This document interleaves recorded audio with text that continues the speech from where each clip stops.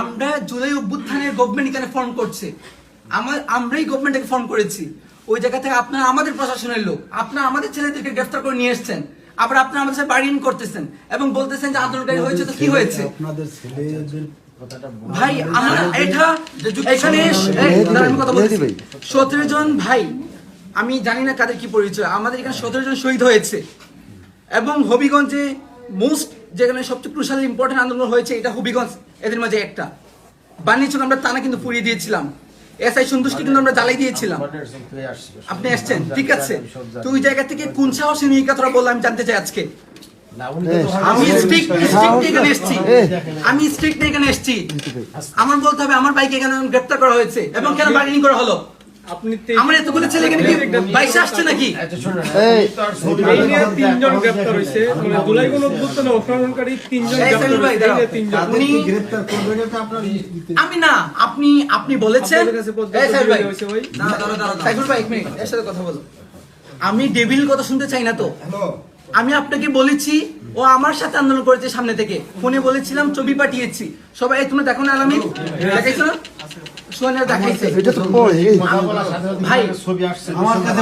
পাঠানো হয়েছে,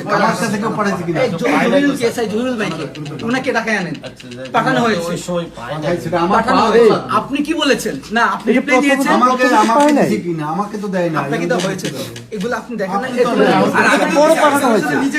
কথা বলছেন উনি আমার বলতেছেন যে কি সময় আপনি গুলো কি বলেছেন?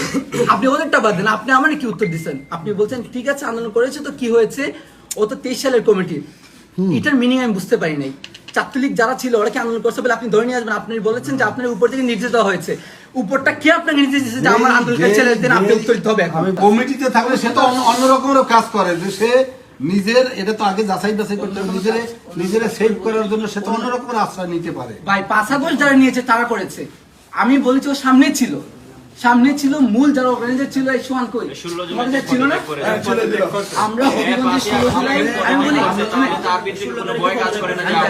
আমি যেটা বলার আমি আপনাদেরকে বলি, আমি এর আগে সুনামগঞ্জে আপনি ফোন করে দেখতে পারেন যে সুমন রাজা আছে, তারপর ইনসিপির যে কয়জনই আছে আপনি জিজ্ঞেস করে দেখতে পারেন। আমি চাকরি করাকালীন অবস্থায় তাদেরকে স্পষ্ট বলছি যে আপনারা অরিজিনালি আপনারা জানেন, যেহেতু আপনারা যুদ্ধ করছেন আপনারাই জানেন যে কারা আপনাদের সাথে সম্পৃক্ত ছিল।